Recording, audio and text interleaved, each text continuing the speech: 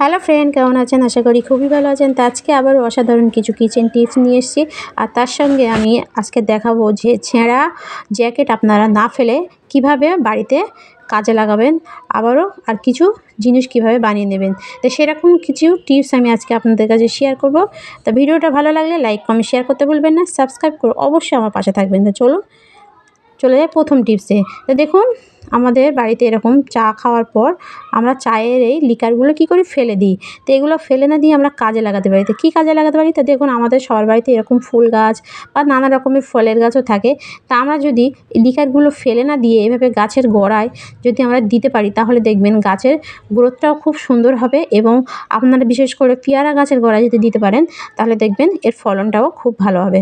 তো অসাধারণ একটা আইডিয়া, আপনারা চাইলে এটাও ফলো করে দেখতে পারেন। এছাড়াও ফুল গাছের গোড়ায়ও দিলে ফুল গাছটা খুব সুন্দরভাবে বেড়ে ওঠে। এরপর চলে যাবো আমি আর একটা টিপসে। তো দেখুন, এরকম পেনের মুকুটে আমাদের সবার বাড়িতে থাকে। তো এটা কী করি, আমরা হয়তো পেনের কালিটা শেষ হয়ে গেলে আমরা ফেলে দিই।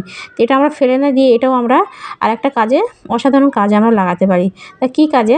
তো দেখুন, আমাদের বাড়িতে সবার বাড়িতে এরকম ছোট বড় কাঁচি থাকে। তো এগুলো কী হয়, আমাদের বাচ্চারা হয়তো খেলতে এগুলো নিয়ে যেখানেই লুকিয়ে রাখি না কেন, আমাদের বাচ্চাদের চোখ ঠিকই পড়ে। তো এগুলো আমাদের বাচ্চারা খেলতে গিয়ে হয়তো হাতে ফুটে যেতে পারে। তা আমরা যদি এরকম মুকুটগুলো না ফেলে এরকম কাঁচির মাথায় এভাবে লাগিয়ে রাখতে পারি, তাহলে দেখবেন এটা টানাটানি করলেও খুলবে না। তো অসাধারণ একটা টিপস, এটাও চাইলে আপনারা ফলো করতে পারেন। তো এরপর চলো আমি আর একটা টিপসে। তো আমাদের বাড়ির দেওয়ালে অনেকে দেখবেন বাচ্চারা এরকম আঁকা দেয়। তা আমরা হয়তো তাদের ওপর বকাবকি করি। তা আমরা যদি বকাবকি না করে আমরা সামান্য একটু এরকম পারফিউম যদি এভাবে 2-1 বার স্প্রে করে আমরা যদি একটা কাপড় দিয়ে মুছে নিতে পারি, তাহলে দেখবেন খুব সহজে এটা উঠে যাবে, একদম ঘষাঘষি ছাড়াই। একদম এক নিমেষে দেখুন আমি আপনাদের সামনে করছি। খুব সহজে একবারই লাগিয়েছি আর একবারই আমি ঘষেছি আপনাদের সামনে। আর একদম দেখুন, দেওয়ালে একটুও দাগ নেই। তা আপনারা চাইলে এটাও আপনারা ফলো করে দেখতে পারেন। তো দেখুন, অসাধারণ একটা টিপস, এটাও চাইলে আপনারা করে দেখবেন। তো এরপর চলে যাবো আমি আর একটা টিপসেতে। দেখুন, এরকম জ্যাকেট আমাদের সবার বাড়িতে থাকে। এগুলো হয়তো ছিঁড়ে গেলে বা হয়তো অনেকে ইউজ করতে চায় না, সেগুলো আমরা কী করি, বাদ দিয়ে দিই। তো এই ফেলে দেওয়া জ্যাকেট দিয়ে আমরা বানিয়ে নিতে পারি অসাধারণ কিছু জিনিস। তো হয়তো অনেকে জানে, আর যারা জানে না ভিডিওটা তাদের জন্য। তা দেখুন, জ্যাকেটটা আমার ছিঁড়ে গেছে, আর এই জ্যাকেট দিয়ে আমি আজকে বানিয়ে দেখাবো আমাদের এই শীতে ব্যবহার করতে পারবো সেরকমই কিছু জিনিস। তা আমি আজকে বানাবো জুতা মোজা, মানে ঘরে মেঝেতে পরে আমরা বেড়াতে পারবো সেরকম একটা জিনিস আমি এটা বানাবো। তো এটা আমি প্রথমে দেখুন, আমি জ্যাকেটটার ভেতরের যে এই সফট যে অংশটা, এইটা আমি নেব। এই পার্টটা আমি নেব। তা প্রথমে আমি এটা কী করবো, এই পার্টটা আমি কেটে নেব। তো দেখুন, আমি একটা কাঁচি নিয়েছি। তো এরপর একটা কাঁচি নিয়ে আমি এই ভেতরের যে সফট যে অংশটা আমি কেটে নেব। তো এভাবে কাটার পর আমি এটা কী করব, তো দেখুন আমার কাটা হয়ে গেছে। তো এরপরে আমি কী করব, আমি নেব একটা জুতা। তাই এখানে আমি বড়দের পায়ের বানাবো, সেই জন্য আমি নিয়েছি বড়দের জুতা। তা আপনারা যদি বাচ্চাদের পায়ে বানাতে চান, তাহলে বাচ্চাদের জুতো নিতে পারেন। এরপরে দেখুন, আমি জুতোটা বসিয়ে আমি নেব একটা স্কেল। তো স্কেলটা যাতে বেঁকে না যায় সেজন্য নেওয়া। তো স্কেল দিয়ে ভালোভাবে একটু মার্কার নিয়েছি। তো মার্কার দিয়ে একটু দাগ টেনে নেব। দাগ টেনে এই জুতার মাপে আমি এই কাপড়টা কেটে নেব। তো ভালো করে একটু কাটতে হবে যেন বেঁকে না যায়। তো দেখুন, আমি এই জুতার মাপ করে পুরোটা চারিদিকে কেটে নেব। কেটে আমি আপনাদের দেখাচ্ছি তারপর আমি কী করি। আর দেখুন, তো আমার এক সাইড কাটা হয়ে গেছে। তারপর আমি এই সাইডটা কেটে নেব। আর কাটার সময় একটু খেয়াল রাখতে হবে যেন বেঁকে না যায়। তারপর দেখুন, আমার কাটা হয়ে গেছে। এরপর আমি কী করব, আমি জুতোটা বসিয়ে আমি দেখে নেব আর বাড়তি কিছু কাপড় আছে কিনা। তাই দেখুন, আমার এই সাইডটা এখন বাড়তি আছে। তো এই সাইডটা আমি ভালো করে সুন্দর করে একটু এই জুতার মাপ বরাবর আমি কেটে নেব। তো দেখুন, আমার কাটা হয়ে গেছে। তো এরকম করে কেটে নিতে হবে। এরপর আমি আবারও এই মাপের, আমি আর জুতার মাপ নেব না, আমি এই কাপড়ের মাপ নিয়েই আমি আর একটা বাকি কাপড়টা কেটে নেব। তো এই কাপড় বরাবর, এই কাপড়ের মাপে পুরোটা আমি আর একটা এভাবে একই মাপে কেটে নেব।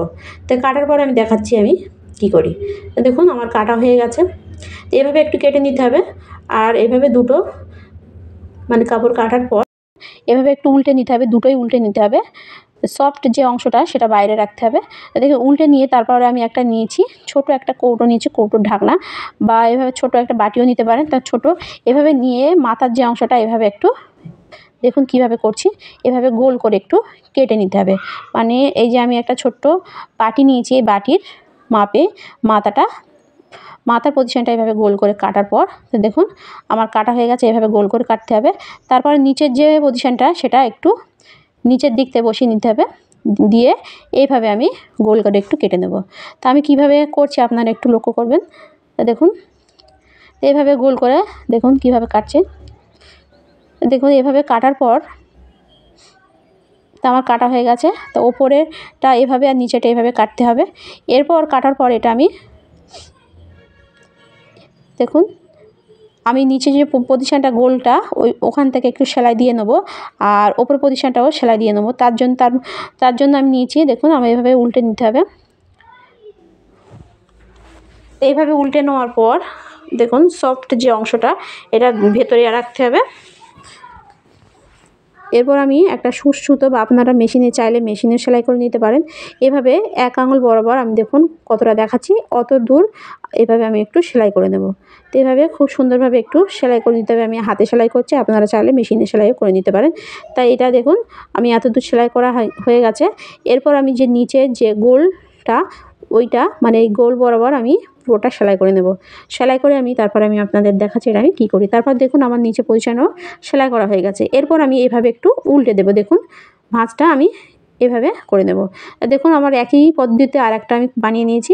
তো এইভাবে দুটো খুব সুন্দরভাবে এভাবে বানিয়ে নিতে হবে। তা দেখুন আমার একটা বানানো হয়ে গেছে আর আরেকটাও বানানো হয়ে গেছে। এরপর আমি কী করব, আমি আবারও জ্যাকেটটা নেব, নিয়ে কী করব আমি জুতো দিয়ে মানে যে পায়ে মাপ করে নিয়েছিলাম সেটা দিয়ে আমি আবারও একটা এভাবে মাপের কেটে নেব। তো এভাবে একই পদ্ধতিতে আরও একটা কেটে নেব। তো দেখুন তো এভাবে কাটার পর এটা ভালোভাবে একটু কেটে নিতে হবে। নিয়ে দেখুন আমি দুটো নিয়ে নিয়েছি। এরপর আমি যে দুটো বানিয়েছি সেই দুটো আমি এভাবে একটু বসিয়ে দেব। দেখুন এভাবে বসানোর পর তো এভাবে বসিয়ে দিতে হবে।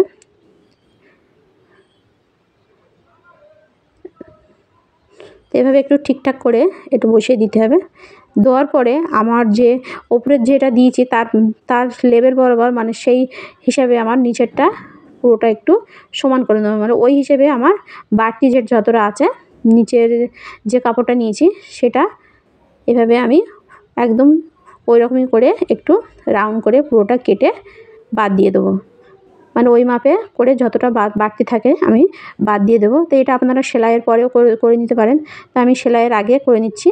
এরপর আমি কী করব, এটা আমি পুরোটা চারিদিকে সেলাই করে নেব। আর সেলাই করার আগে এটা উল্টে নেবেন, উল্টে নিয়ে সেলাইটা করবেন। করে তারপরে দেখুন আমি সেলাই করা হয়ে গেছে। তারপর আমি এটা দেখুন এটা উল্টে দিচ্ছি। তো দেখুন তো আমার জুতাটা রেডি হয়ে গেছে। তো দেখুন সেলাই করার পর আর দেখুন কতটা সুন্দর হয়েছে দেখুন। এই একই পদ্ধতিতে আমি আরেকটা জুতাও বানিয়ে নেব। বানিয়ে আমি আপনাদের দেখাচ্ছি জুতাটা কতটা সুন্দর হয়। তা দেখুন আমার জুতাটা রেডি হয়ে গেছে। তা এই জুতাগুলো আমরা আমাদের ঘরের মেঝে মানে ঘরের মধ্যেই মানে পরে বেড়াতে পারবো, এই তুলার জুতাগুলো। তাহলে এগুলো আমরা বাজার থেকে কিনতে গেলে হয়তো 150 থেকে 200 টাকা দাম নেয়। তা আমরা যদি এগুলো বাড়িতেই ফেলে দেওয়া জ্যাকেট দিয়ে বানিয়ে নিতে পারি তাহলে দেখবেন আমরা অনেকটা খরচ আমরা বাঁচিয়ে নিতে পারবো এবং খুব সহজে এগুলো আমরা বানিয়ে নিতে পারবো। তো তারপরে দেখুন আমি পায়ে দিয়েও দেখাচ্ছি, কোথাও একটু খুঁত নেই। তো অসাধারণ একটা টিপস। তা আপনারা চাইলে আপনাদের বাড়িতে যদি কোনো পুরানো জ্যাকেট থাকে তা ফেলে না দিয়ে এভাবে আপনারা জুতা বানিয়ে নিতে পারেন। তো এই ভিডিওটি পর্যন্ত ভালো লাগলে লাইক কমেন্ট শেয়ার করতে ভুলবেন না। বাই।